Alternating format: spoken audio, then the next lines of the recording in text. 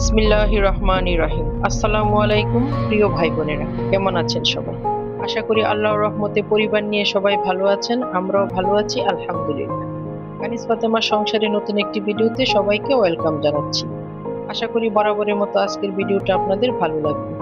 এই যে একটা সিম গাছ দেখা যাইতেছে, ওই যে সিম গাছের মাথায় ছাদের মধ্যে আমাদের কাপড় চাপড় নাড়া আছে।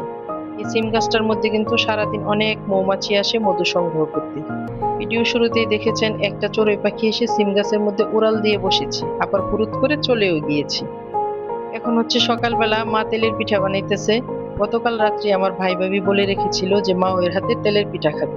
মায়ের হাতের তেলের পিঠা কিন্তু খুব সুন্দর হয়, একদমই যে ফুলকু ফুলকু হয়, কোথাও কাঁচাও থাকে না, আবার সাইড দিয়ে পুড়েও যায় না। অনেকে পিঠা বানালে তেলের পিঠা ভেতরে কাঁচা থাকে, আবার সাইড দিয়ে পুড়িয়ে যায়, কিন্তু মারটা একদম একুরেট হয়। এই যে আমাদের মেয়েরা ঘুম থেকে উঠে পিঠা খাইতেছে। তিন মেয়ে তিন প্লেটে পিঠা নিয়েছে, আর তাইবা এখনো ঘুমাইতেছে। তাইবা ঘুম থেকে একটু লেট করেই উঠে। তো এখানে আছে আমার বড় মেয়ে, তারপর আছে আমার দুই ভাইয়ের দুই মেয়ে। এই যে প্রমি এখানে পিঠা খেতে কিন্তু পানির গ্লাসও নিয়েছে। ও পানি ছাড়া কোনো কিছু খেতে পারে না। ও এক কামড় করে পিঠা খাবে আর এক চুমুক করে পানি খাবে। ও চা ও দুধ খেলেও কিন্তু সাথে পানি নিয়ে নেই। তো নাস্তা ও পিঠা খাওয়ার পর্ব শেষ করে এখানে ছেলেরা চা বানাইতেছে, বলতেছে মেয়েদেরকে চা দিবে না, ও মেয়েরাও খাবেই চা। তোমার ভাই এখানে চা জাল হওয়ার পরে সবাইকে ভাগ করে দিতেছে। ভাবি বলছিল যে চার কাপ বের করে দেই।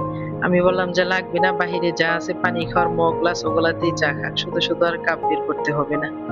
তো ছেলেরা মেয়েরা সবাই এখানে চা খেতেছে।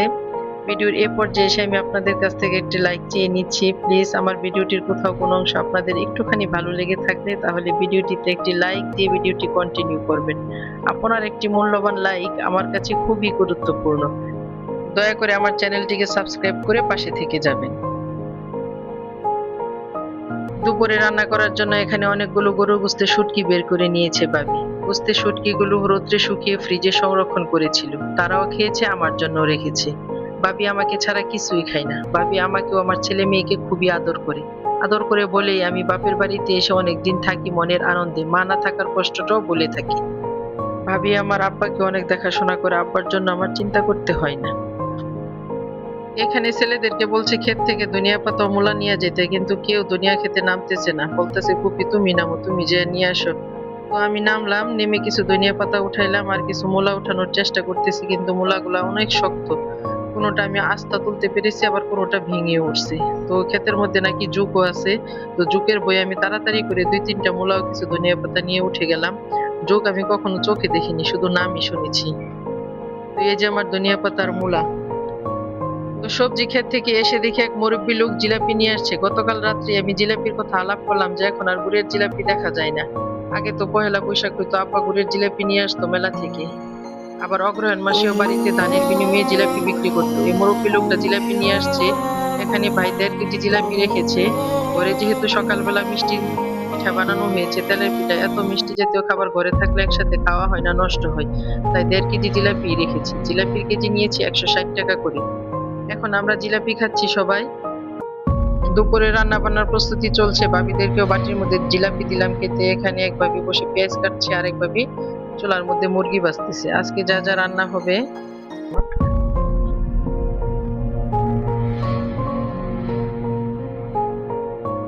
আজকে বাড়ির মধ্যে কারেন্ট থাকবে না, বাথরুম ভরে পানি রেখে দিয়েছে। যেহেতু আমরা লোক সংখ্যা বেশি, এখানে ভাবিও বড় পাতিলে রান্না করতে পানি জমিয়ে রেখেছে।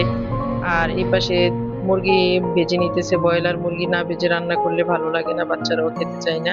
আর রান্না হবে বড় চিংড়ি মাছ ভুনা, শোল মাছের তরকারি, আর হচ্ছে গরুর গোস্তের শুটকি। গরুর গোস্তের শুটকি শিলপাটার মধ্যে ছেঁচে এখানে গরম পানির মধ্যে ভিজিয়ে রেখেছি। এই হচ্ছে আজকে দুপুরে রান্না বান্না, 2 বেলার তরকারি। আমি কিন্তু জিলাপি খেয়ে ভাবিদেরকে ধনিয়া পাতাগুলো বেছে দিয়েছি। এখানে এক পাতিল ধনিয়া পাতা হয়েছে। আমাদের ভাবি আবার তরকারির মধ্যে পাতা দেয়, ডাটা দেয় না। আমি বলি যে ভাবি ডাটার মধ্যে তো ঘ্রাণ আছে, শুধু কি পাতার মধ্যে ঘ্রাণ আছে? ভাবি বলে যে না, ডাটাগুলো দিলে তরকারির উপর কেমন জানি দেখা যায়, তাই শুধু পাতাই ব্যবহার করে। তাদের তো ক্ষেতের ধনিয়া পাতা কিনে আনতে হয় না, এই জন্যই ভাবি হয়তো একটু বেশি বেশি ধনিয়া পাতা তরকারির উপরে দেয়। দুপুরে রান্না বান্না কমপ্লিট হয়ে গেছে। এই যে মুরগির তরকারি, তারপর শোল মাছ বোনা, দেখতে খুবই লোভনীয় হয়েছে। চিংড়ি মাছের বোনা, তারপর আছে শুকনা মরিচ পোড়া, সিম ভাজির তরকারি, আর এই যে সালাদ কাটা, সাইডে আছে মূলা কাটা, টমেটো আর পেঁয়াজ ধনিয়া পাতা দিয়ে একটা সালাদ করে নেওয়া হয়েছে। সবার জন্য এখানে খাবার বেড়ে দেওয়া হয়েছে, 2টা টি টেবিল একসাথে করে, চারদিকে চেয়ার মোড়া টোল যা আছে সবকিছু দিয়ে আমরা এখানে একটা খাবার টেবিলের মতো করে নিয়েছি। সকালে দুপুরে তো আমরা এখানেই খাই। এই যে মেয়েরা এখানে খুব মজা করে খাচ্ছে। মেয়েরা চিংড়ি মাছ হলে আর কিছুই লাগে না। আমার 2 মেয়ে তো চিংড়ি মাছের পোকা, ওরা চিংড়ি মাছ খুবই পছন্দ করে। তো সবার জন্য এখানে খাবার দেওয়া হয়েছে। এই যে তাইবার খাবার, তাইবাকে আমি খাইয়ে দিব। তাইবা নিজের হাতে খেতে চায় না, শীতের মধ্যে বলে হাতে ঠান্ডা লাগে। আর এখানে তাইবার দাদিকে খাবার দিয়েছি। আমার আব্বা বাসায় নেই যেহেতু, তাই দুপুরে আমাদের সাথে খাবারটা খেতে পারলো না। এখন হচ্ছে বিকেল টাইম, ভাবি এখানে অনেকগুলো দুধ জাল করেছে আর আমি তাইবার জন্য দুধ তো 100 গ্লাস দুধ উঠিয়ে নিয়েছি। ও দুধ খেতে খুবই পছন্দ করে। আর এই পাশের চুলায় ভাবি গরু গোশতের শুটকি রান্না করার জন্য মশলা কষিয়ে নিয়েছে। মশলা ও শুটকি দিয়ে নাড়াচাড়া করে তার মধ্যে আলু দিয়ে দিয়েছি। সন্ধ্যার পর আমরা 3 জনে মিলে এখানে পিঠা বানিয়ে নিতেছি। আর এটা হচ্ছে খেজুরের রসের সুই পিঠা। আমাদের আঞ্চলিক ভাষায় এই পিঠাকে সুই পিঠা বলে, অনেকে আবার সেমাই পিঠা বলে। এই পিঠার মধ্যে নারিকেল দেয়, দুধ দেয় আর খেজুরের রস দেয়। এই পিঠাটা ঠান্ডা হলে খেতে ভালো লাগে, মানে রাতের বেলা বানিয়ে রেখে সকালবেলা বাসি ঠান্ডা পিঠা খেতে বেশি মজা হয়। তো এখানে তাই এবার বাবার জন্য 1 বক্স পিঠা বেরিয়ে রেখেছি। কালকে শাশুড়ি মা চলে যাবে, খাবার দিব, সাথে পিঠাও দিয়ে দিব। আজকের মতো ভিডিও থেকে এখানেই বিদায় নিচ্ছি। দেখা হবে নতুন ভিডিওতে। আসসালামু আলাইকুম।